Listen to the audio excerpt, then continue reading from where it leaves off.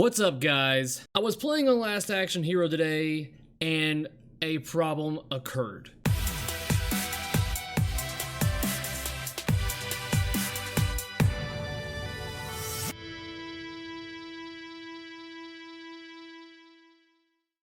Now I know what you're thinking. Cary, do your machines just constantly keep breaking down on you? Are they even worth anything? Are you always having problems? I'm not always having problems, but problems do occur in this hobby, and that's why it's always a definite must. If you plan to get into this hobby, you need to start educating yourself on how to do at least the minor repairs and minor fixes. And I'm hoping to bestow upon you some knowledge on the subject of switch repair today. Because I was playing Arnold, I shoot for the far left scoop, which is also the multi-ball scoop, and you know, honestly, without this scoop working, if this scoop doesn't work, then the game, you can't play it. It's completely useless. It's not something that I can say, you know what, I'm gonna fix that switch later. I don't really need it. I'll put it on the back burner. No, it's got to be fixed at that moment, especially whenever I have friends and family coming over and I got the pins turned on, ready to play. I can't just have Arnold sitting there all pretty and turned off because the game essentially is a non-working machine. So in a hurry, I grabbed what equipment I could quickly grab to record the process and the diagnostics that I do in order to deter what the problem is with this switch. And I've got that recording. I'm going to play it for you now, and hopefully it's good enough for you to be able to tell what's going on and how I fix the problem. Alright, so here we are looking at my Last Action Hero playfield, and I'm currently in switch mode. So as you can see, I've already gone through the entire playfield. Every switch is working accordingly, except for my far left scoop. Every other switch on this playfield is working accordingly, except for this one, which is the most important damn switch in the game. So I've got to lift the playfield up, which I've already kind of partially lifted. And I'm going to see if we can figure out why this switch is not working. Alright, so here we are now with the playfield up, and here is the switch in question. Let's see if I can activate it.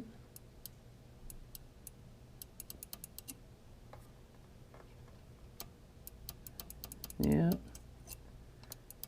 We may have a faulty switch, because you can even hear it clicking, but nothing. That switch works. This is at the end of the line for the switch row or column too, because it's only got one wire going to it. Let me try wiggling some stuff here. We call that the WSS method. Wiggle some shit. And there you go. I think I'm gonna do a reflow. Oh. I don't like how that's intermittent like that. What is going on here?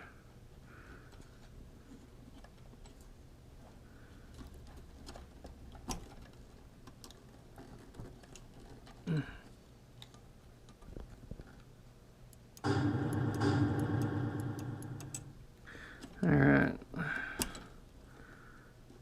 I'm going to clean these connectors off, do a little bit of sanding on them, do a reflow of solder on this switch, and make sure it still doesn't work. Okay, good.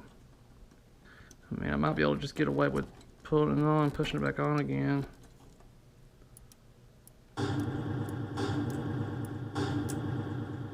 Alright. Still going to clean it up. I want this stuff to be as close to bulletproof as I can, so let's do that. This stuff is amazing. I highly recommend that you get it, especially for cleaning all types of connections. It's a quick drying, so there's no residual that you have to worry about. Basically, you can spray it and then just just use your breath to blow it off, and it evaporates real quick. Alright, I've got just a little small piece of 1000 grit sandpaper. And I'm going to try to get up in here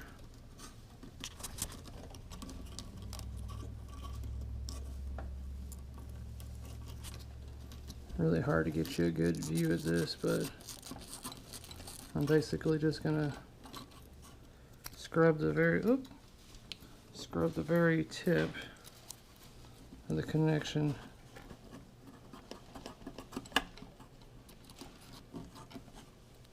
On both sides.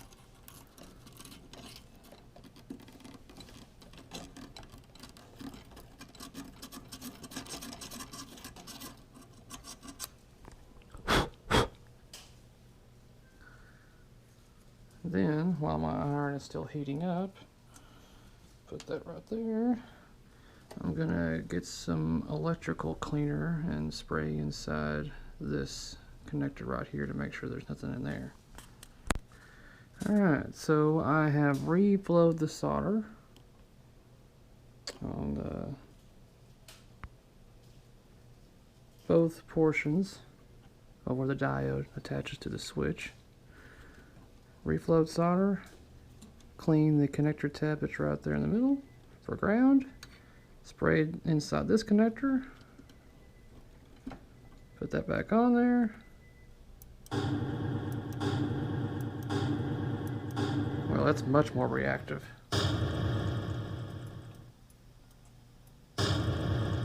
Yeah. I think we're good to go on that. Let's play. Alright, let's start a game up.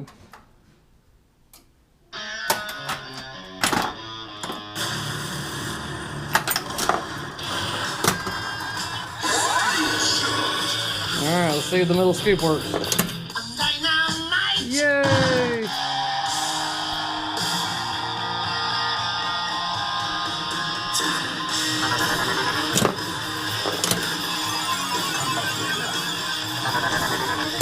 Alright, we are good to go.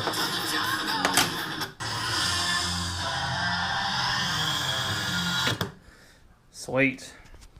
And that was it, guys. It was a simple fix, thankfully, so it wasn't something that I had to order parts on. Those two center switches in the middle of that game are the most common culprits for this game to have issues down the road due to the fact that they're both attached to that metal scooping frame that gets hit repeatedly throughout any game that you play on there. So then you have the shaker motor that also coincides with that.